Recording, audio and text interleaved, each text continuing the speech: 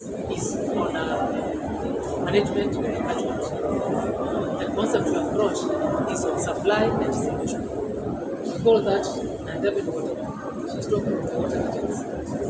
This is water that is abstracted from the agency, but actually does not translate into financial gain to the water company, the water company. And the concern here is that now we have licensed Earth Water as a bulk water supply. Earth Water is one of our state agencies, Earth Water works government agency. Now, that will make sure that we have synergy between the bulk supplier, which is now Earth Water, and the county government Nairobi. So the water that is abstracted will be metered by the bulk supplier, and this will be filled by the county. So the responsibility now shifts to the county government because water is a public function.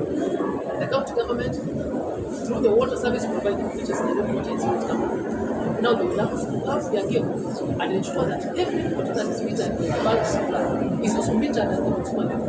Otherwise, the water that is lost in between is what we call an unlevel water.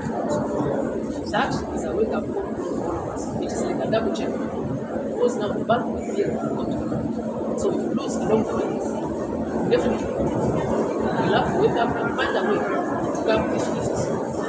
And also we are calling for support here, public system. Water is a right, and we have to support it to support it. So please, leave much here katika idara. That is otherwise our programs will not be sustainable. And the government has put up very good systems. Now we are talking about an electoral system that is coming. It takes almost 140,000 meter cube to Nairobi and its environment. And this has a cost implication from the abstract art. Thanks so much.